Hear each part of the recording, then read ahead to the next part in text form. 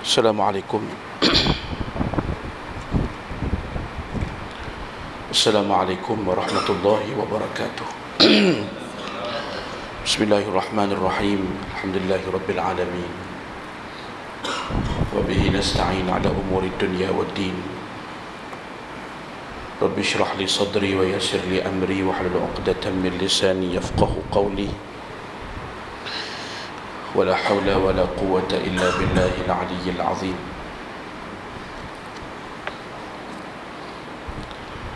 اللهم صل على سيدنا محمد الفاتح لما أغلق والخاتم لما سبق ناصر الحق بالحق والهادي إلى صراطك المستقيم صلى الله عليه وعلى آله حق قدره ومقداره العظيم. اللهم افتح لنا قلوبنا في طلب العلم وارزقنا الإخلاص فيه والعمل به والنشر به حتى يأتينا اليقين. اللهم فقهنا في الدين وافتح علينا فتوح العارفين واجعل أعمالنا خالصة لوجهك الكريم برحمتك يا أرحم الراحمين. أما بعد،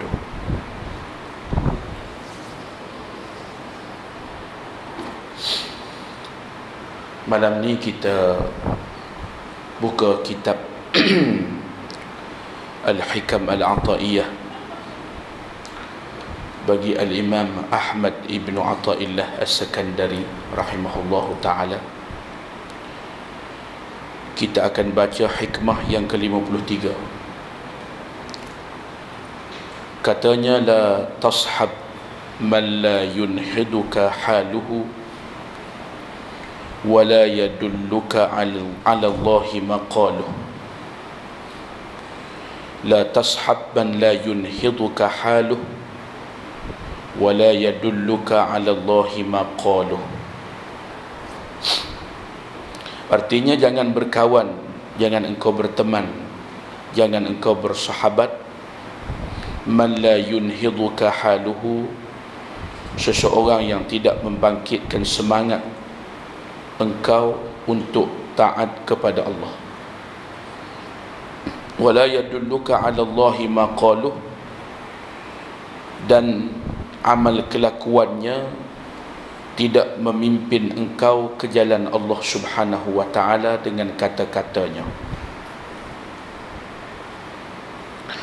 La tashab man la yunhiduka haluh, jangan engkau bersahabat, jangan engkau berteman dengan orang yang tidak membangkitkan semangat engkau untuk taat kepada Allah Subhanahu wa ta'ala akan kelakuannya.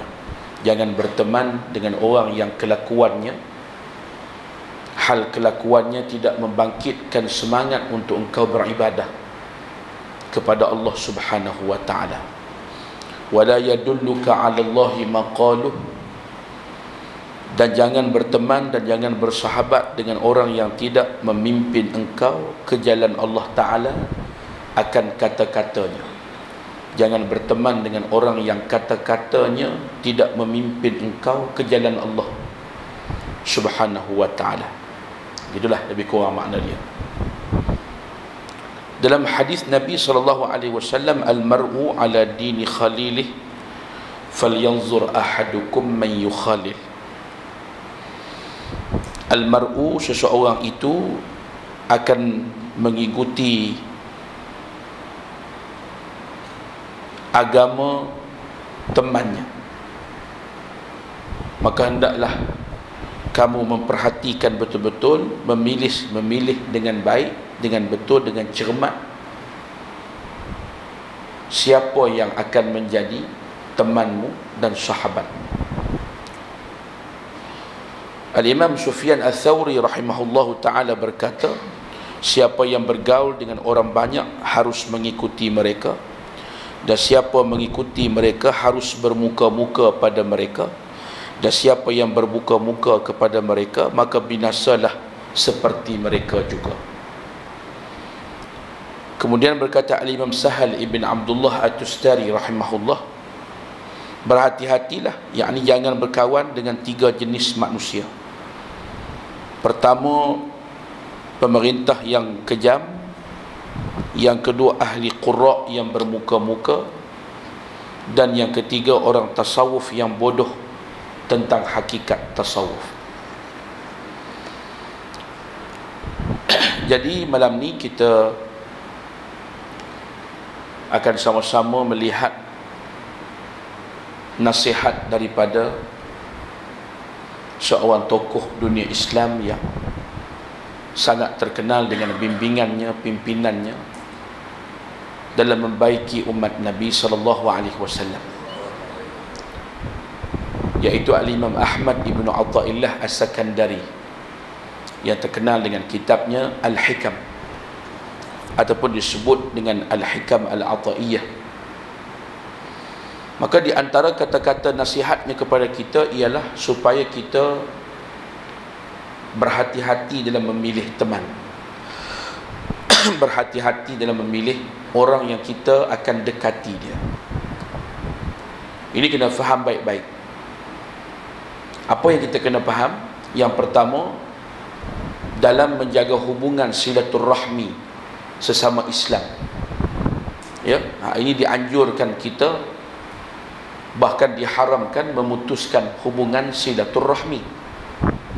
Ini kena faham dulu.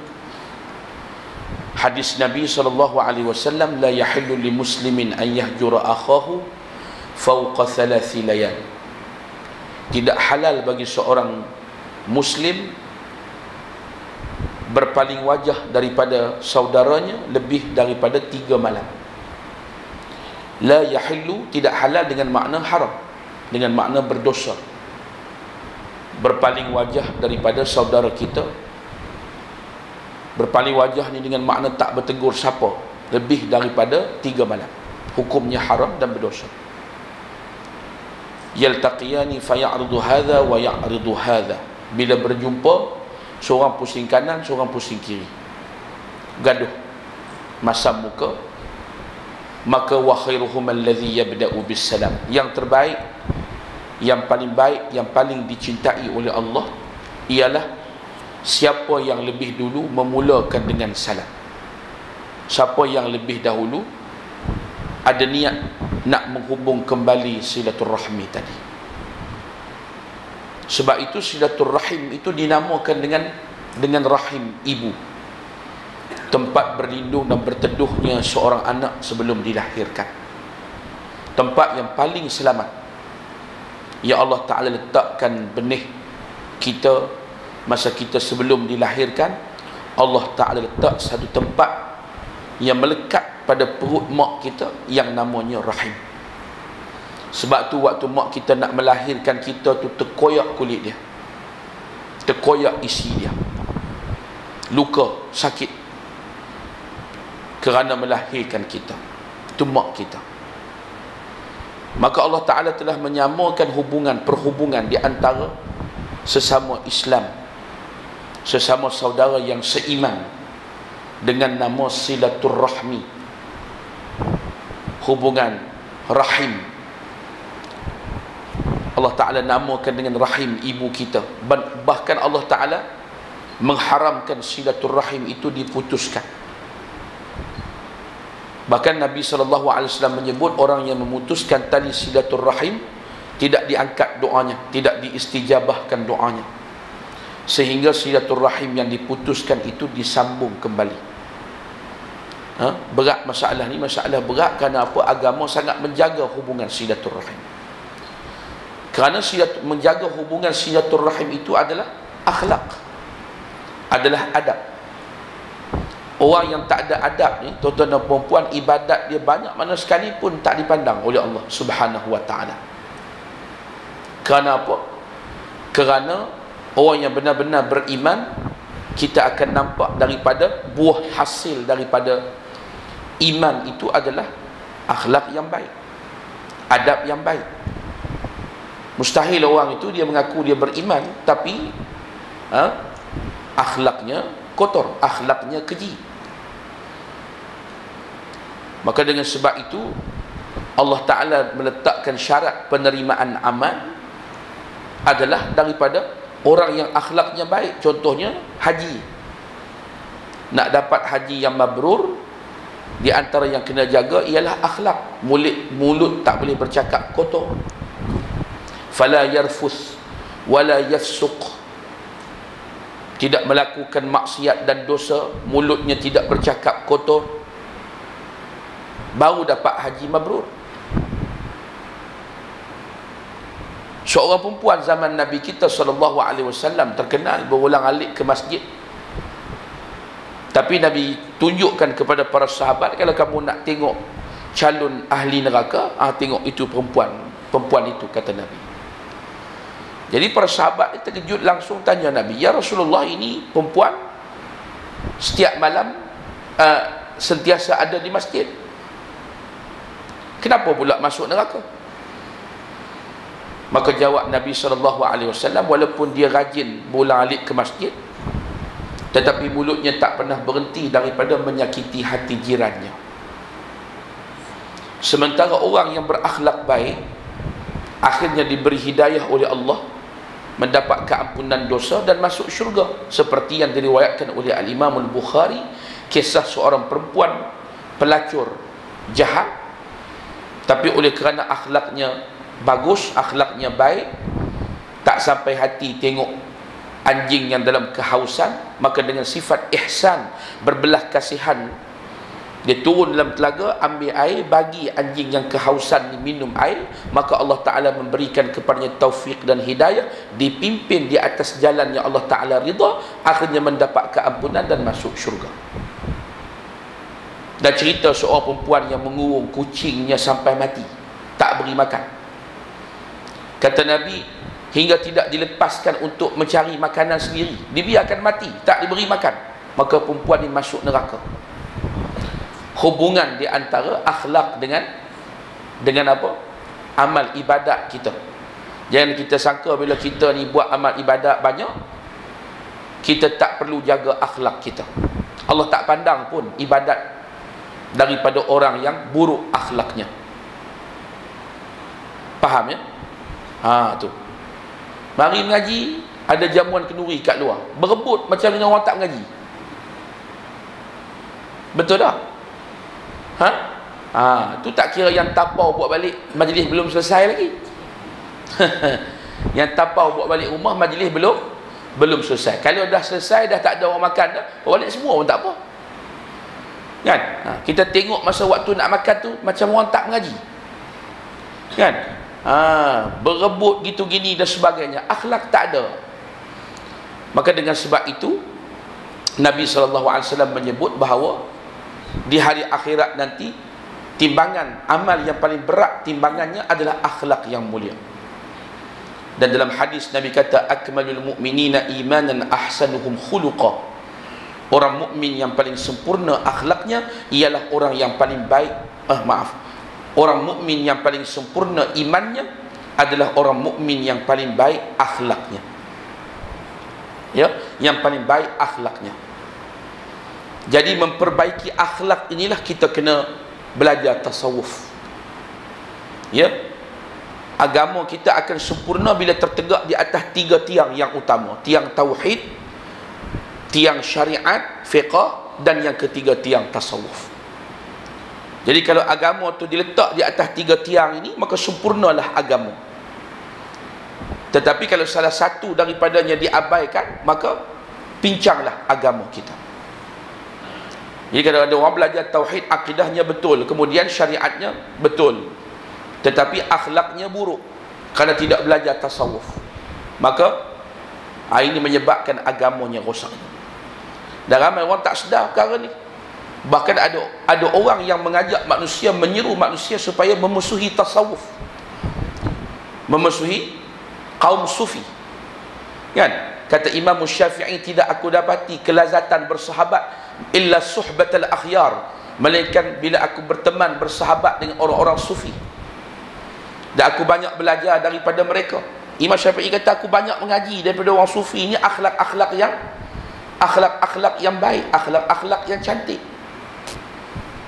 Tiba-tiba hari ini ada suara yang menyeru kita supaya membenci kaum sufi. Ini kaum melampau, ini kaum ekstrim, ini kaum ta'assub, ini kaum sembah kubur, ini kaum gini dan sebagainya. Dan orang sufi, orang tarikat ni pun dia kena faham lah. Dia belajar tarikat, dia join tarikat dengan dia belajar tasawuf, tujuannya adalah untuk ikhlas. Jangan sampai pula meninggalkan perjuangan. Kan? Sibuk berzikir ni tinggal perjuangan, tinggal jihad. Ada pula jenis gitu. Ngaji kitab di tiap-tiap malam. Ngaji sana, ngaji sini. Bangun qiyamul tahajud tiap-tiap malam. Zikir tu tasbih putus hari-hari. Kuat berzikir. Tapi tak peduli masalah jihad, tak peduli masalah perjuangan, tak peduli. Akhir sekali kezaliman tu kena kepada umat Islam, kepada umat Nabi SAW. Bila umat Islam meninggalkan jihad dan perjuangan, maka kesan buruknya ialah umat itu akan terkena kezaliman, akan dizalimi. Lepas tu kita kata kita kena sabar. Nak buat macam mana?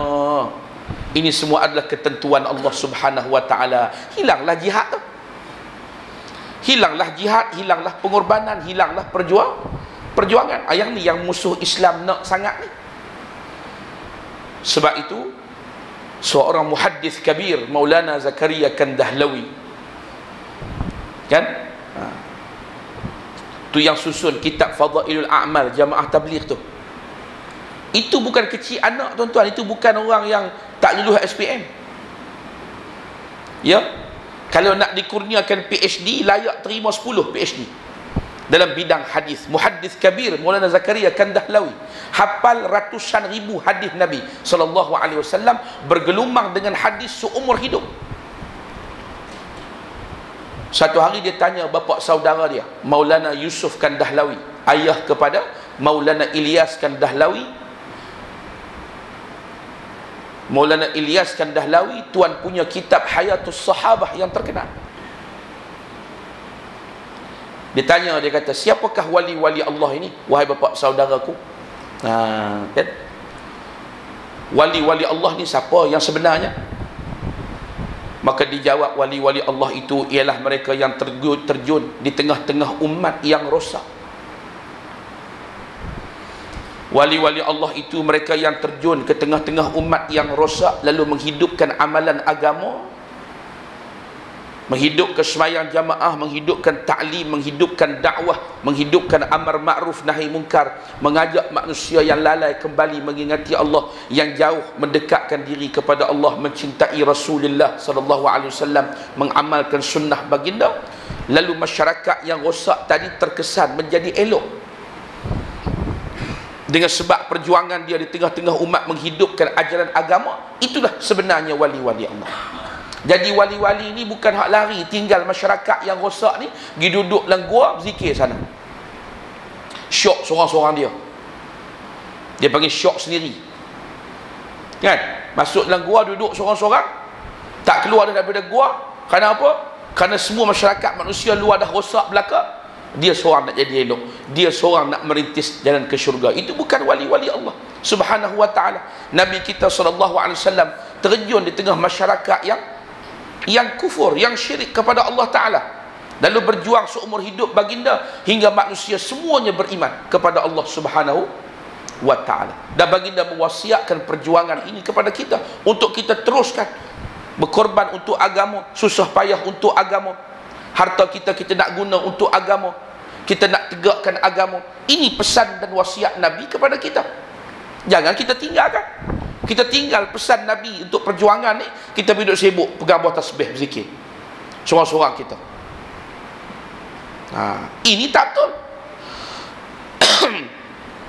Jadi kalau semua umat pakat tinggal perjuangan ni, kan, pakat duduk berzikir belaka, apa nak jadi? Ya, ini kena faham bagian. Sebab itu asas yang dipesan pada kita malam ni, baik-baik dalam memilih teman, kerana ia akan mempengaruhi kita. Katanya, la tashab man la yunhiduka haluh. Jadi yang pertama kita sebut tadi masalah silaturrahmi, itu cerita lain. Kita kena berkawan dengan semua orang, kita kena berjumpa dengan semua orang. Haram kita memutuskan silaturrahmi. Tapi bila sebut perkataan sahabat dan teman, ini lain.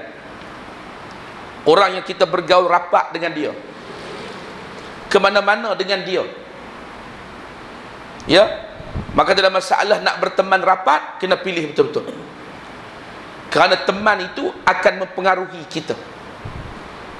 Dalam hadis Nabi sebut mempengaruhi cara kita beragama. Kalau kita berkawan dengan orang yang kuat mengamalkan agama, kita pun akan jadi orang yang istiqamah dengan agama. Kalau kita berkawan, berteman, teman-teman yang rapat-rapat ni semua ahli dunia belaka, maka kita tak akan berfikir melainkan hanya untuk dunia saja. Betul tak betul? Tu. Sebab tu Allah Ta'ala suruh kita berkawan dengan orang masjid, orang surau. Tuan-tuan baca tak surah Kahfi hari ni, Jumaat? Baca. Mesti jumpa ayat. Wasbir nafsaka ma'al ladhina yad'una rabbahum bil ghadati wal ashi yuriduna wajhah wala ta'du 'aynaka 'anhum turidu zinatal hayatid dunya wala tuti' man aghfalna qalbahu 'an dhikrina wattaba'a hawahu wa kana amruhu furuta. Sadaqallahul azim. Wasbir nafsaka, dan hendaklah engkau bersabar, yakni bersungguh-sungguhlah, yakni berteman rapatlah. Tu dalam tafsir wasbir nafsak, berteman rapat, bersabar dan bersungguh-sungguh berteman dengan orang-orang yang ma'alladzina yad'una rabbahum, dengan orang-orang yang sentiasa menyeru Tuhan mereka di waktu pagi dan petang. Yuriduna wajhah, dan mereka menyeru Tuhan mereka itu maksudnya berzikir kepada Allah sentiasa dalam keadaan zikrullah. Dalam keadaan zikrullah. Zikrullah ini bukan makna pegang tasbih 24 jam. Kan? Saya sampai awal tadi, pukul 4 saya sampai dah. Kan? Ada orang keluar beli goreng pisang dengan air, hantar untuk saya. Lepas tu keluar beli derian pula, hantar pada saya. Keluar beli derian untuk saya, tu zikrullah lah tu. Betul tak? Melayan tamu dengan elok, maka jadi ibadah. Kan? Lepas ni syarat jawatankuasa surau contohnya, nak rancang program surau, itu zikrullah. Itu adalah ibadah. Ni kawan-kawan kita baru ni khidmat Syekh Quraim datang, ikut ke mana-mana berkhidmat, jaga gitu gini sebagainya. Selama 2 minggu buat kerja tu, tuan-tuan dan puan-puan tinggal semua kerja lain, penat, letih, mengantuk sebagainya, duit habis dan sebagainya. Itu adalah zikrullah. Itu adalah ibadah. Tuan-tuan duduk dalam majlis ni. Majlis ni nama majlis apa ni? Majlis zikir. Majlis zikir itu ada 2 kata ulama. Dinamakan majlis zikir jika di dalamnya itu ada zikrul halal wal haram. Kalau di dalam majlis itu disebut yang mana yang halal, mana yang haram, mana dosa, mana pahala, ini majlis zikir. Yang kedua, majlis zikir dengan makna zikirnya, kan? Kita duduk la ilaha illallah, subhanallah, alhamdulillah. Kita baca Quran, kita selawat Nabi SAW. Itu namanya memanglah, itu sebenarnya majlis zikir. Tapi kita duduk ni, diajar mana dia yang boleh, mana tak boleh, mana halal, mana haram, mana dosa, mana syurga, mana neraka. Hidup dalam kubur tu macam mana, lepas mati macam mana, bangun besok di mahsyar macam mana. Itu adalah juga zikir. Dikira mendapat pahala majlis zikir. Kita keluar melayan anak bini kita sekali-sekala, bawa makan, bawa minum kat luar. Idkhalus surur fi qulubihim, memasukkan rasa gembira dalam hati anak isteri keluarga kita.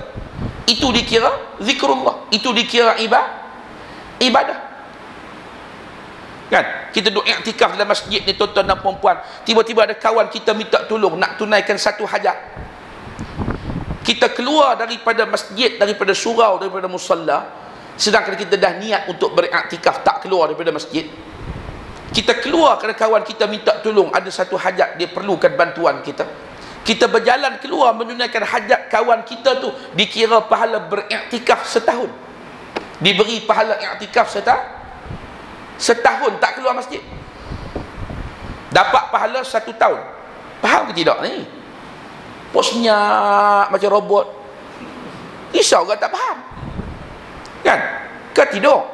Orang yang hadir majlis ilmu ni kan dia percaya sangat. Kadang-kadang dia buka mata tapi dia tidur sebenarnya. Kan? Jadi kita keluar menunaikan hajat saudara kita kat luar tu, tuan-tuan dan puan-puan, dia berhajat pada pertolongan kita, Allah beri pahala setahun i'tikaf, kata Nabi SAW. Besarnya perkara-perkara yang diniatkan untuk menjadi ibadah, mendekatkan diri kepada Allah Subhanahu wa ta'ala. Sebab itu bila sebut berteman dan bersahabat, ini lain. Sebab itu disebut oleh para ulama, ubat hati ini ada 5, kan? Kalau kita nak mengubati hati kita yang sakit, kita nak cek hati kita ni sihat atau sakit, di antaranya kan, di antaranya pertama kita cek waktu baca Quran, kita rasa sedap tak baca Quran? Kita pun baca Quran cepat rasa jemu, cepat nak sadaqallahul azim tu cepat. Itu tanda hati kita sakit. Tapi kalau berasa sayang nak tutup Quran tu, itu kena syukur banyak-banyak kepada Allah, kerana kita dah dapat kurniaan rezeki yang besar daripada Allah Ta'ala. Yang kedua, kita cek waktu zikir, waktu wirid. Kita suka tak duduk zikir wirid? Contohnya lepas sembahyang subuh, kita suka duduk sampai terbit matahari, kita istighfar wirid lepas dengan imam, lepas tu kita sambung pula baca Quran, tertunggu sampai terbit matahari. Sayang nak tinggal tempat duduk lepas subuh tu, ya, kecuali kita hak sibuk bekerja lah, ataupun kan kita hari Ahad cuti contohnya. Waktu zikir ni kalau berasa sedap, berasa lazat, alhamdulillah, kan? Tapi kalau lepas sembahyang tak ada kerja apa pun, sibuk nak bangun, nak balik, nak gitu, nak ini, kan? Lepas sembahyang, Assalamualaikum warahmatullahi, Assalamualaikum warahmatullahi, belum istighfar dah buka handphone, kan?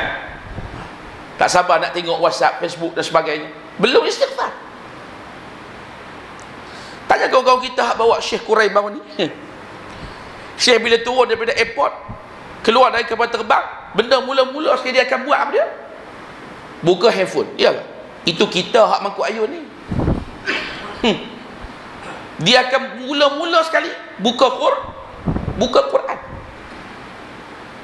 Beza tak hati orang yang mula-mula turun dari kapal terbang buka Quran dengan buka handphone? Beza tak beza? Jauh beza, macam langit dengan bumi.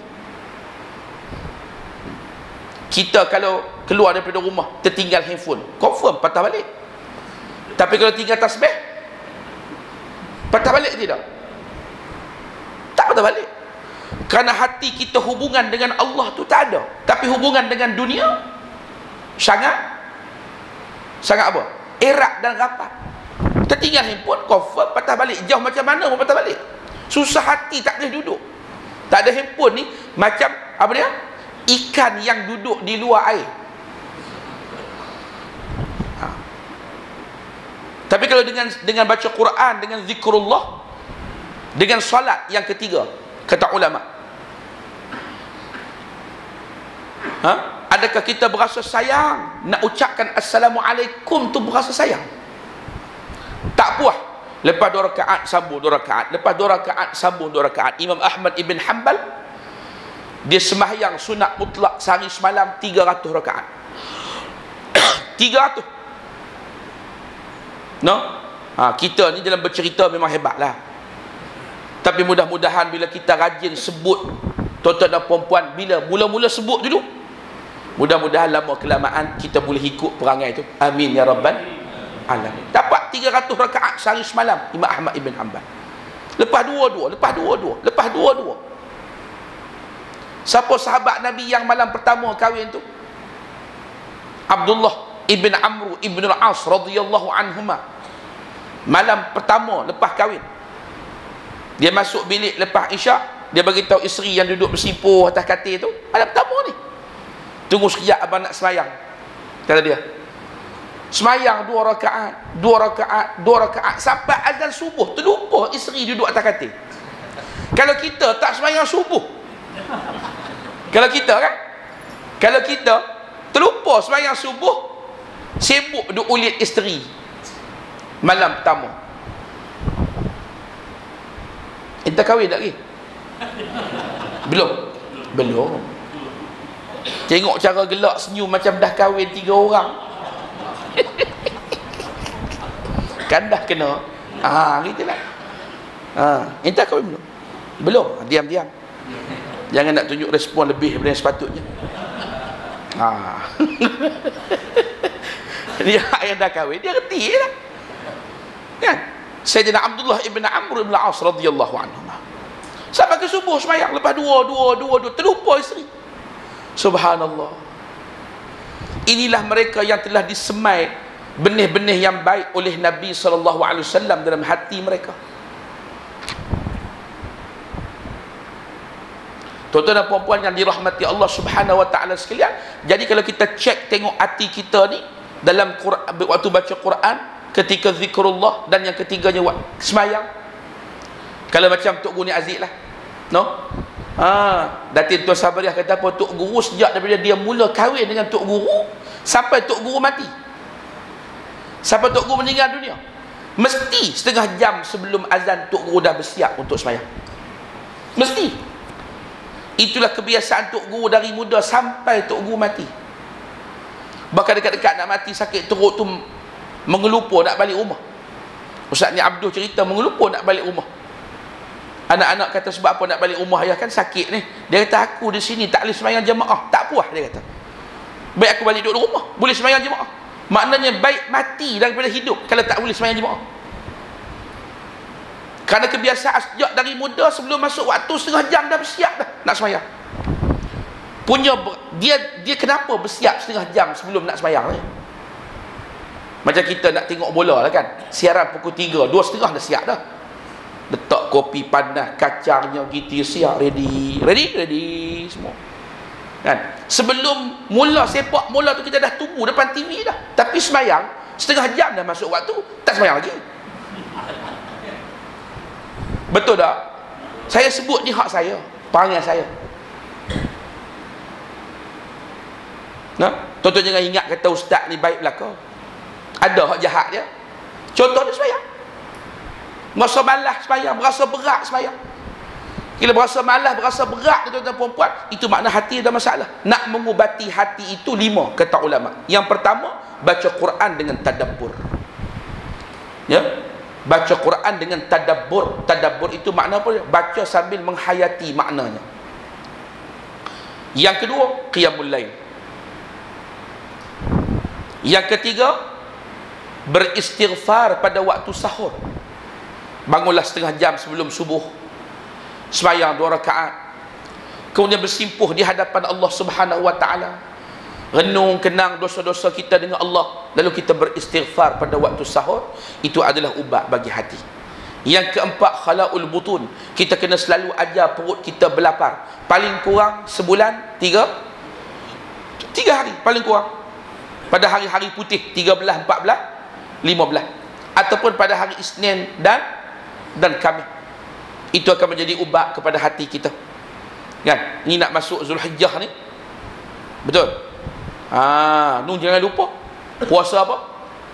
Puasa sunat hari wukuf tu. Ya? 9 Zulhijjah. Yang dapat mengampunkan dosa kita berapa tahun? 2 tahun. Puasa Arafah ni dapat mengampunkan dosa 2 tahun. Puasa Ashura setahun. Kenapa Ashura setahun, Arafah 2 tahun? Kerana Ashura itu adalah musawiyun, yang terkait dengan syariat Nabi Musa. Adapun puasa Arafah itu memang tak ada campur tangan siapa-siapa. Itu memang hak milik Nabi, kemuliaan milik Nabi. Maka bila berkait dengan Nabi Muhammad, mesti lebih dari Nabi-Nabi yang lain. Itu yang disebut oleh Syekh Abdullah Lahji dalam syarah Syama'il Al-Muhammadiyah. Itu sebab dia. Yang keempat, apa dia? Ajar puasa-puasa sunat ni, berlapar. Yang kelima, yang terakhir ni lah, ada kaitan dengan pesan Tok Guru kita malam ni, mujalasatus salihin. Selalu duduk bertemankan orang-orang salih. Kerana orang salih, idza ru'u dzukirallah, bila kamu lihat dia, kamu akan ingat kepada Allah Subhanahu wa taala. Sebab tu bila kita berteman dengan orang salih ni, walaupun dia dah mati dah tuan-tuan, dia akan menghidupkan hati kita. Kadang-kadang berkawan, berteman dengan orang yang mati yang mampu menghidupkan hati kita lebih baik daripada berteman dengan orang yang hidup tapi boleh mematikan hati kita. Kalau jumpa dia tak ada cerita lain, dunia 24 jam yang keluar daripada mulut dia. Tak ada cerita akhir, tak ada cerita akhirat. Kan? Sebab itu berteman dengan orang soleh ada faedah-faedah yang azimah, yang besar. Kata Imam Syafi'i rahimahullahu ta'ala, kalau tidak kerana dua perkara, nescaya aku tak nak hidup lagi di dunia ini. Yang pertamanya apa? Yang pertama suhbatul akhyar, berteman dengan orang-orang soleh. Yang kedua qiyamul lail, pada waktu tengah malam. Maknanya Imam Syafi'i nak bagi tahu dua benda yang paling sedap sekali daripada dunia. Kalau tak ada dua ni, aku tak mahu dunia ni. Aku tak nak hidup daripada dunia ni. Yang pertama apa dia, yang lazat, yang sedap sekali ialah berteman dengan orang soleh. Duduk dengan orang soleh mampu menghidupkan hati yang mati, mampu melembutkan hati yang keras. Yang kedua apa dia? Qiyamul lail. Qiyamul lail ni tuan-tuan, walaupun sekadar 2 rakaat, dia punya power dia tak tahu nak cerita. Dan bila tuan-tuan melazimi bangun malam, walaupun sekadar 2 rakaat, kesan bangun malam ialah khusyuk dalam solat-solat yang dilakukan pada waktu siang. Dia punya nur solat malam lain. Tak sama tuan-tuan sekalian. Sebab tu bila duduk dengan orang soleh, bersahabat dengan orang soleh, orang yang dapat membangkitkan semangat kita beribadah. Dan perkataan-perkataan dia memandu kita menuju kepada Allah Subhanahu wa ta'ala. Kita duduk dengan orang soleh mana merapu? Tak ada merapu. Bergurau pun tuan-tuan ingat kepada Allah. Kan? Bergurau pun ingat kepada Allah Ta'ala. Itu bila duduk dengan orang soleh. Saya hari Isnin baru ni, saya ziarah Datuk Dr. Haruddin. Isnin baru ni ziarah Tok Guru. Tok Guru kita ni uzur. Kan? Uzur. Kemudian nak berubat tak boleh dah. IJN kata sadaqallahul azim. Ini dia sebut, bukan saya kata. Ustaz Arun kata, IJN kata kat ana kami sadaqallahul azim. Saya pun tambah wa tammat kalimatu rabbika sidqan wa adla. Dia pun gelak. Kan? Betul dia kata. Kan? Tak ada ubat dah. Ni duk tunggu keputusan daripada Amerika. Kalau sana ada jalan, akan pergi lagi lah. Ustaz nak pergi mereka, nak pergi. Kerana kalau ada ikhtiar, wajib kita berikhtiar. Ikhtiar itu pahala, dia kata. Tahu tak? Nah, duduk dengan orang-orang soleh ni tuan-tuan dan puan-puan. Nah, duduk dengan orang soleh ni, itulah cerita dia. Kan? Dia sakit kita dapat ilmu, dia sihat lagi lah. Kan? Dia sakit pun kita dapat ilmu. Kan? Yang terkini ni doktor bagi tahu dia punya urat jantung tu dia mengecut. Ditanya pada doktor sebab apa jadi gitu? Kerana tak cukup rehat, terus bekerja walaupun sakit. Ada lagi projek buat masjid di Perlis yang belum selesai, balik tiap-tiap bulan walaupun guna wheelchair. Kan? Doktor nasihat rehat lah, Datuk ni tak cukup rehat, kena cukup rehat. Saya nak mati dalam kerja ni. Dia jawab gitu ya. Daripada saya mati berehat atas katil, baik saya mati tengah buat kerja-kerja agama. Diam, siapa tak nak kata apa. Kan? Ini bersahabat, berteman dengan orang saleh. Kan? Almarhum Tok Guru Aziz, tuan-tuan sekalian, saya masih ingat ada satu rakaman ucapan dia di YouTube, majlis di hujung-hujung usia dia, satu program dibuat di Palma Ampang. Dalam majlis itu Tok Guru bercakap, di antara yang Tok Guru sebut ialah Tok Guru kata, seingat-ingat saya, dia kata saya ni seumur hidup 3 kali tinggal tahajud. Tok Guru kata, kita dengar tu Allah kan, kita seumur hidup baru 3 kali tahajud. Dia seumur hidup 3 kali baru tinggal tahajud. Bila sebut 3 kali tinggal tahajud tu, terus menangis. Dia terus menangis. Dia rasa malu pada Allah. Dia malu pada Allah. Tok Guru malu pada Allah. Dia rasa malu dan dia rasa sedih dan dia rasa bersalah. Nak salah apa tahajud bukan wajib? Orang soleh ni tuan-tuan, benda sunat pun dia rasa bersalah dan malu pada Allah, apatah lagi benda wajib. Ini maqam dan kedudukan manusia ni, imannya tak sama. Dan kita minta pada Allah, ya Allah jadikanlah kami ni kalau tak sampai macam tu pun dapat secebih macam tu pun jadilah. Amin ya rabbal alamin. Itulah. Ya? Nangis 3 kali tak bangun tahajud. Jadi bila kita dengar, naik semangat kita. Orang ni yang kita kena jadikan teman, yang kita kena jadikan ikutan. Perbuatan dan perkataannya memimpin kita kepada Allah Subhanahu wa ta'ala. Jadi bila baca cerita ni, bila baca tentang ni, teringat sebuah hadis Nabi SAW. Ya, Nabi kata, ala inna dairatal islami dairah. Hadis riwayat Al-Baihaqi. Ala inna dairatal islami dairah. Ketahuilah bahawa sesungguhnya Islam ni dia berputar macam roda, Nabi kata. Kan? Kadang-kadang dia di atas, kadang-kadang dia di bawah, kadang-kadang menang, kadang-kadang kalah, kadang-kadang lemah, kadang-kadang kuat, kadang-kadang sedikit, kadang-kadang ramai, kadang-kadang ringan, kadang-kadang berat. Maka Nabi kata, faduru ma'al islami haitsu dar. Ingat, hendaklah engkau istiqamah dengan Islam ini, ya, ke mana pun kedudukan Islam itu, di mana sekalipun, jangan engkau tinggalkan Islam. Istiqamah dengan Islam. Kerana nak mengamalkan Islam, nak menghayati Islam itu ibarat seperti menggenggam bara api. Contoh sekalian. Nah, tahun 2015, tahun 2015 Tok Guru Jadi kata dah, kita ni kalau kita lawan Najib, turunkan dia daripada jadi PM tu pun tak akan selesai masalah. Yang akan selesai masalah ialah dengan menukar sistem.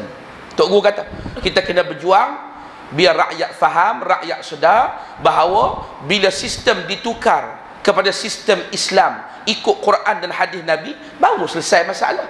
Kalau tukar pemimpin, sistem macam tu juga tak selesai. Pakat meratib UG, kan? UG. Orang mati la ilaha illallah.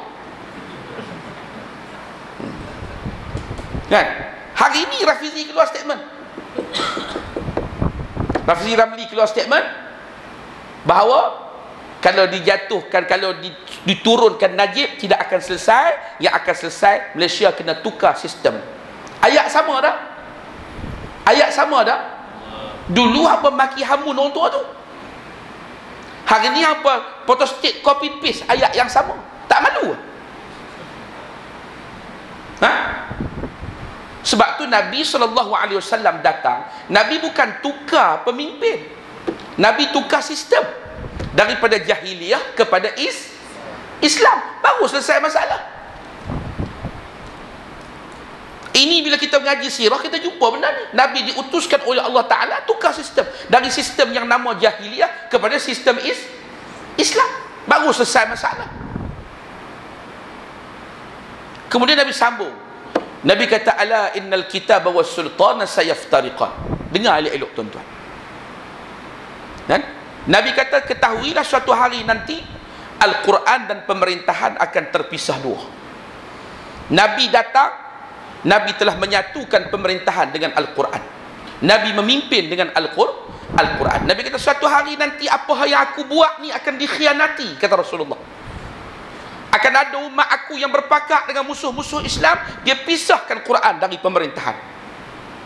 Dia ambil hak lokrik punya, hak penjajah punya, dia buang Quran. Betul tak? Kalau tak betul bagi tahu lah, jangan betul semua. Kalau betul semua takut kat kita ni. Kalau tak betul bagi tahu. Kot dia kata hak yang dibuat di Malaysia sekarang ni ustaz, betul-betul dah ikut Islam dah, betul-betul dah ikut Quran. Quran mana? Quran kepala bapak hang. Orang Perlis Kedah ni memang kasar tapi hati lembut. Hati lembut, cakap memang kasar. Orang Selangor ni tuan-tuan, belah-belah selatan ni, mulut lembut, hati ya Allah. Kan? Kan tak betul? Betul juga. Alhamdulillah. Kira semua betul macam ni kan? Tak apa. Ni adalah akibat kata derian 4 biji tadi ni padah ni. Tuan-tuan yang dirahmati Allah Subhanahu wa ta'ala sekalian. Nabi kata, ketahuilah suatu hari nanti Quran akan dipisahkan dari pemerintahan. Tuan-tuan balik tengok dalam Sunan Al-Baihaqi ada hadis ni, panjang. Maka pada waktu itu Nabi pesan, Nabi kata, fala tufariqul kitab. Maka jangan sekali-kali kamu berpisah daripada Al-Quran. Pada waktu pemerintahan dengan Quran terpisah, kamu jangan berpisah dari Quran. Kamu wajib berpisah daripada pemerintahan yang tak ikut Quran. Kamu kena berjuang dengan orang yang nak menegakkan pemerintahan yang nak ikut Al-Quran. Faham ke tidak faham? Jangan derhaka kepada Nabi. Kerana akibat dari derhaka pada Nabi ini adalah kebinasaan dan kehancuran. Dan ayat Nabi ni tuan-tuan, kalau kita faham betul-betul, ayat ni ada bau politik. Ada bau politik tak? Inilah dalil kata dalam Islam ni ada kira bicara politik ni. Hak mana yang boleh menguntungkan Islam, mana yang boleh merugikan Islam. Jadi kalau MCA, DAP, gerakan boleh pakat untuk tidak setuju dengan RUU ni, betul tak? Nak kumpul 1 juta tanda tangan untuk nak bantah RUU yang nak dibentangkan, nak dibahas ke bulan 10 ni. Buat apa-apa dengan UMNO tak boleh bersatu untuk nak sokong RUU ni? Oh, tak boleh, tak boleh. Bodoh teruk sangat ni. Makan apa? Simpan sikit bodoh hang tu untuk anak cucu hang. Jangan bawa keluar semua, malu kat orang.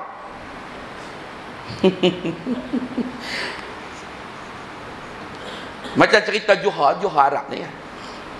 Dia suatu hari keluar di tengah-tengah kawan dia tu, nampak dia seronok, gembira, melompat-lompat seronok kan. Orang pun tanya, apa nampak seronok kan ni? Seronok lah, dia kata, kaldai aku hilang lah. Jadi orang berasa pelik. Orang ni kalau barang-barang hilang semua sedih, hang seorang seronok. Kaldai hang hilang seronok. Sebab apa seronok? Kerana pada waktu kaldai aku dicuri orang tu, aku tak ada di atas kaldai aku tu. Kalau aku ada di atas kaldai aku tu, dengan aku saya kena curi.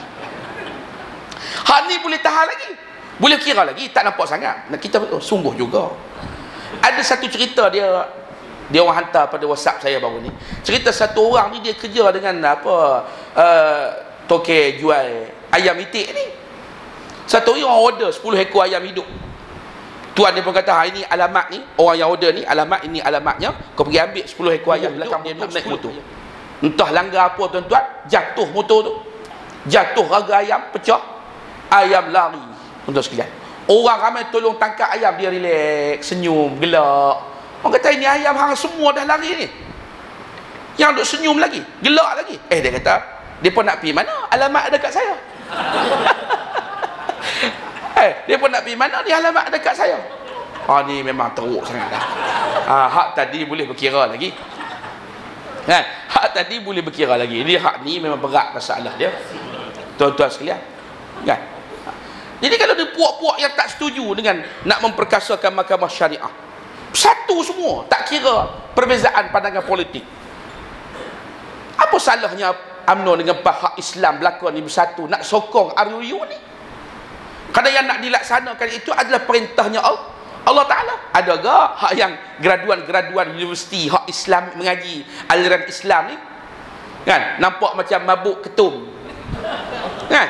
Dia kata, daripada kita duk sibuk nak laksanakan syariat gitu gini, kita laksanakanlah dulu maqasid syariah ni, syariah. Tuan-tuan faham ke maqasid ni? Saya nak tanya orang seksyen 7, maqasidus syariah itu makna apa? Saya bukan suruh gelak, saya tanya, maqasidus syariah ni makna apa? Kau tahu sebutnya? Maqasidus syariah ialah kebaikan-kebaikan yang terhasil ataupun benda-benda baik yang ada di sebalik syariat Islam. Maka Islam itu diturunkan Allah untuk jaga 5 perkara. Pertama, jaga agama. Yang kedua, jaga nyawa. Yang ketiga, jaga akal. Yang keempat, jaga keturunan. Yang kelima, jaga harta. Maka diharamkan semua benda-benda yang boleh merosakkan 5 benda ni. Diharamkan arak, diharamkan membunuh, diharamkan zina, diharamkan apa dia? Mencuri. Benda-benda yang boleh merosakkan 5 benda ni, syariat haramkan berlaku, memudaratkan. Maka mengharamkan benda-benda yang tak boleh inilah namanya syariat. Jadi kena jalan syariat dulu, barulah terbit maqasid syariah. Dia kena makan dulu baru kenyang, bukan kenyang dulu baru makan. Bodoh tak bodoh? Bodoh lah tu, berasa cerdik. Pakai tie, pakai coat, kan? Duk sibuk dengan syariat. Dia kata kita kena pastikan maqasid syariah tu berjalan dulu. Orang mabuk, ketum belum tanam buat ladang lagi, hang dah mabuk dah. Risda dah. Cadang nak buat ladang ketum kan? Belum tanam lagi dah mabuk dah bercakap. Tapi ada degree. Degree apa? Ini masalah. Maka Nabi kata pada waktu pemerintahan dengan Quran terpisah, kamu jangan berpisah dari Quran. Fala tufariqul kitab. Takat tu boleh kuat kan nak baca berhabis? Baca berhabis lah. Tak tahu bila pula nak mari kan? Ala innal kitaba was sultana sayaftariqan fala tufariqul kitab ala in sayakunu alaikum umara la yaqduna li anfusihim ma la yaqduna lakum in asaitumuhum qad wa in ata'tumuhum adallukum wa in asaitumuhum qatalukum. Kamu akan bertemu dengan pemerintah yang bila kamu melakukan kesalahan yang sama dengan mereka, mereka tidak menghukum seperti mana mereka hukum ke atas diri mereka. Mereka menghukum kamu tidak sama macam mereka menghukum diri mereka sendiri. Mereka bebas buat salah, mereka bebas mencuri, mereka bebas buat jenayah, mereka bebas langgar undang-undang peraturan. Tapi kamu jangan. Mereka curi, bagi hilang 2.6 bilion, cari tak jumpa, kan? Tak ada masalah apa. Tapi kita RM40 tak bayar bil elektrik, jaga. Ini betul tak betul? Ini berlaku. Kezaliman berlaku. Maka Nabi kata pada waktu itu, jadi panjanglah tuan-tuan cerita hadis itu, ila akhiril hadis, takat tu pun cukup lah. Ya. Jadi ini pesan Nabi kita. Sebab tu tuan-tuan, apabila kita nak memilih sesiapa sahaja untuk menjadi teman kita, sahabat kita dan ikutan kita, maka bercermat dan berhati-hatilah. Bermula daripada teman, kawan, sahabat yang biasa ni, sampailah kepada pemimpin yang kita nak ikut, kita kena cermat. Kalau boleh kita nak yang memimpin kita tu pun yang bila dia memimpin kita, mendatangkan semangat kita beribadah. Kata-katanya memimpin kita kepada Allah, memimpin kita kepada Allah Subhanahu wa ta'ala. Perbuatannya memimpin kita kepada Allah, perkataannya memimpin kita kepada Allah. Idza ru'u dzukirallah, bila kita tengok dia, kita akan ingat kepada Allah Subhanahu wa ta'ala.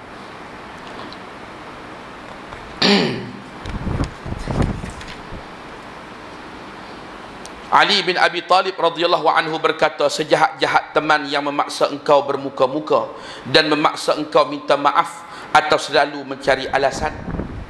Kemudian katanya, rubbama kunta musian fa araka al-insana minka suhbatuk man huwa aswa'u halan minka.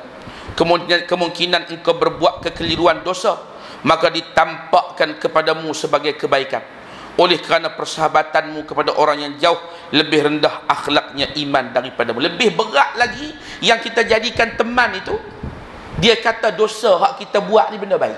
Allah, hak kita buat ni dosa, yang kita lakukan ni benda salah, benda tak betul. Dia kata yang hak ni lah benda baik sekali yang kamu kena buat. Inilah hadis Nabi SAW kan, masalu jalisis salih, perumpamaan teman yang baik adalah seperti orang yang berniaga minyak wangi. Kita kawan dengan dia, jadi bila kita bersalam dengan dia, kita pun lekat minyak wangi di tangan kita, kita tumpang harum wangian dia. Wa masalu jalisis su, dan perumpamaan teman yang jahat seperti mana kita duduk dekat dengan apa dia, tukang besi. Asap dia pun kena pada kita, percikan api dia tu melubangkan pakaian kita. Quran kata wala tarkanu ilal ladzina zalamu, wala tarkanu, bukan wala tusahibu. Wala tarkanu, jangan kamu cenderung hati, bukan pergi dekat lagi. Cenderung hati pun Tuhan larang. Jangan kamu cenderung, condongnya hati kamu untuk bersama dengan orang yang zalim. Nanti kamu akan turut disentuh oleh api neraka. Allahu akbar. Tapi kalau berteman dengan orang saleh, Allah, ya, Anjing kitmir, tuan-tuan, masuk syurga dengan tuan dia. Kan? Masuk syurga dengan tuan dia. Anjing kitmir, kerana dia tu berteman kan dengan orang yang soleh. Tuan-tuan ingat tak hadis seorang lelaki yang bunuh 99 orang tu? Biasa dengar kalau ustaz-ustaz kita duk cerita kan? Dia pergi tanya dekat satu orang yang ahli ibadat, orang baik lah. Kawan tu kata, Tuhan mana nak ampun dosa hang? Bunuh sampai 99 orang. Bunuh kawan tu cukup 100. Alang-alang menyeluk perkasam, biar siapa kepakal lengan.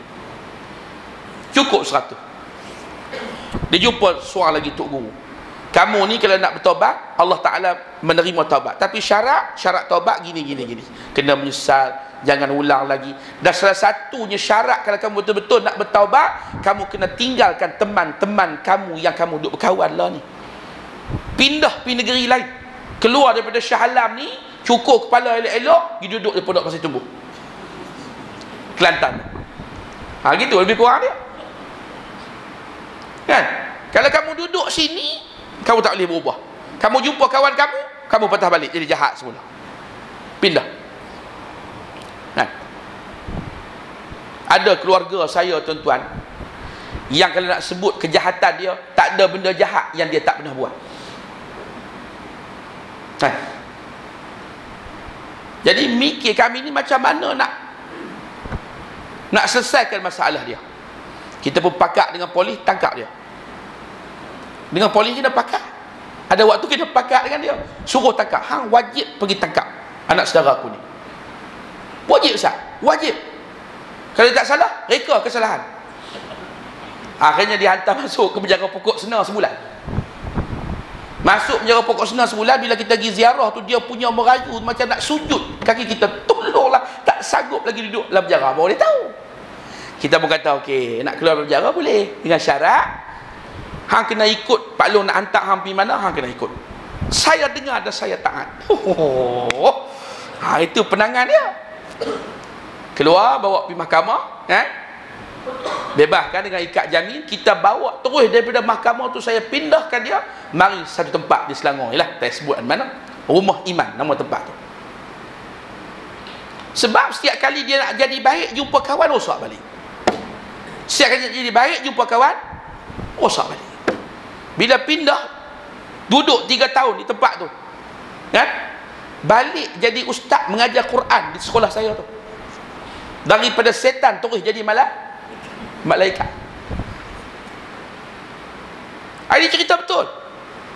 3 tahun duduk tak balik-balik. Balik terus kahwin kan?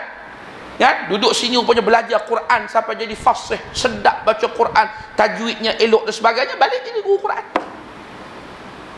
Betapa besarnya masalah yang kita bincang pada malam ini. Jadi disuruh pindah. Laki-laki yang bunuh 99 orang tadi kan, 100 orang, sorry. Dengan kehendak Allah sampai satu tempat, on the way nak pergi tempat yang dia nak islah diri dia tu, mati dengan kehendak Allah. Datang malaikat azab, datang malaikat rahmat, berebut. Allah Ta'ala kirimkan satu malaikat untuk jadi hakim. Maka diukur mana lebih dekat, mana lebih jauh. Maka lebih dekat dengan tempat yang dia nak pergi berteman. Baru nak pergi berteman dengan orang soleh, baru nak pergi berkawan dengan orang soleh, belum sampai lagi, baru ada niat nak keluar daripada teman-teman yang jahat kepada teman-teman yang soleh, langsung diampunkan Tuhan, masuk syurga. Sebab tu ayat dalam Al-Kahfi tadi, Allah perintahkan kita supaya memilih betul-betul kawan yang tepat. Wasbir nafsaka ma'al ladzina yad'una rabbahum, yang menyeru Tuhan mereka di waktu siang dan malam. Kata Imam Ibnu Abbas, Sayyidina Abdullah Ibnu Abbas radhiyallahu anhuma, yang dimaksudkan oleh ayat tadi ialah orang yang sentiasa solat berjamaah di masjid. Allah suruh kita berkawan dengan orang masjid ni. Kalau kawan-kawan kita ni orang masjid, orang surau, insya-Allah kita akan jadi orang yang baik, orang yang soleh.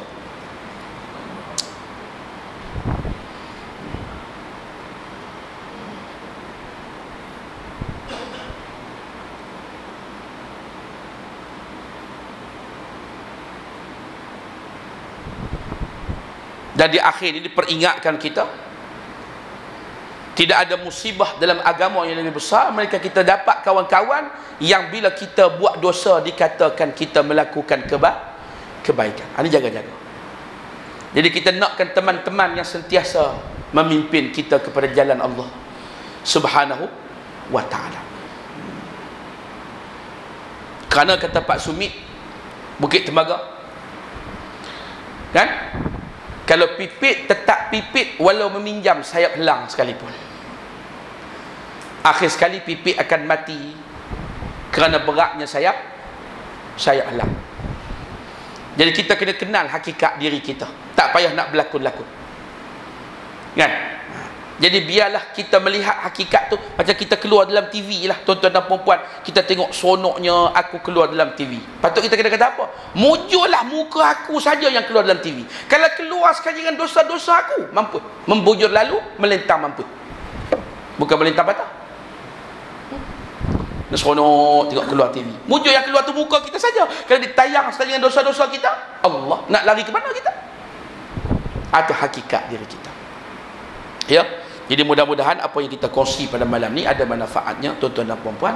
Ya, mudah-mudahan kita semua mendapat taufik dan hidayah daripada Allah Subhanahu wa ta'ala. Tadi disebut ada 2 tabung kat belakang tu, kan? Jadi hak tabung saya tu tak payah. Bagi semua pada sahabat kita yang nak pergi menuntut ilmu di Jordan tu. Hak bahagian saya insya-Allah esok pagi akan diganti oleh Allah. Katalah amin. Jadi kesian kawan kita tu, dia mari jauh, kena bagi 2 pula. Jadi bagi ke dia semua, tuan-tuan. Bila kita tolong penuntut ilmu, mudah-mudahan kita mati dalam husnul khatimah. Tuan-tuan kena ingat, dalam Sunan Imam Tirmizi ada seorang lelaki mari mengadu kepada Nabi SAW. Dia kata, ya Rasulullah, saya ni tak nak cakap pun serba salah. Telan luah mati apa? Luah mati apa? Mati pak. Telan mati mak. Saya ni susah lah. Gitulah bahasanya lebih kurang. Jadi Nabi kata, kamu ni nak cakap apa sebenarnya? Gini ya Rasulullah, saya ni ada seorang adik yang kalau dia nak apa-apa, nak duit, nak beli nu, nak makan, semua dia minta kat saya. Yang dia malah bekerja. Nabi kata, dia buat apa yang malah bekerja? Dia asyik duduk dalam masjid mengaji. Menjadi penuntut ilmu dalam masjid Nabi SAW. Dia tak nak kerja. Dia nak makan, nak beli apa semua minta pada saya. Nabi kata, kamu jadi miskin ke bila dia selalu asyik minta kat kamu? Taklah miskin ya Rasulullah, tapi saya lemah lah, rimah lah. Bukan begitulah. Kebetulan yang terjemah ni orang utara gitu, jadi bahasa rimah kata dia.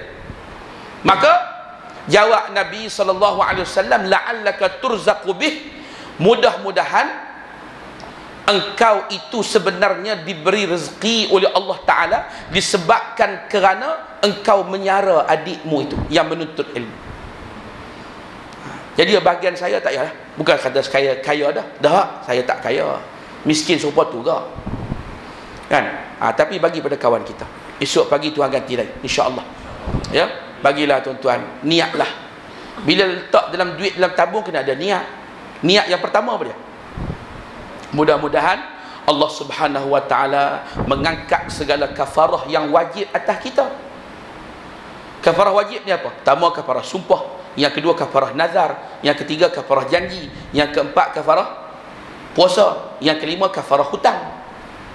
Kita ada belaka tu kan? Yang kita tak tahu, tak sedar. Mudah-mudahan dengan sedekah aku ni terangkat semua kafarah hak wajib. Di hari akhirat diganti oleh Allah Subhanahu wa ta'ala. Niat yang kedua apa dia? Kita tumpang niat kawan kita hak mengaji tu. Maka besok bila dia mengaji, lepas dia mengaji, dia sampaikan pula ilmu pada orang, dia memperbaiki umat dengan ilmu dia. Kita dapat pahala tak? Dapat pahala. Bantulah. Bantulah tuan-tuan dan puan-puan. Mudah-mudahan Allah membantu kita di mahsyar besok. Kan? Wa may yassara 'al mu'sirin yassarahu Allah fid dunya wal akhirah. Siapa yang melapangkan orang yang dalam kesusahan, Allah akan lapangkan dia dunia dan akhirat. Demikianlah tuan-tuan dan puan-puan, sekadarnya kuliah saya pada malam ni. InsyaAllah kita jumpa lagi pada masa-masa yang akan datang. Wabillahi taufiq wal hidayah wal ridha wal inayah. Wassalamualaikum warahmatullahi wabarakatuh.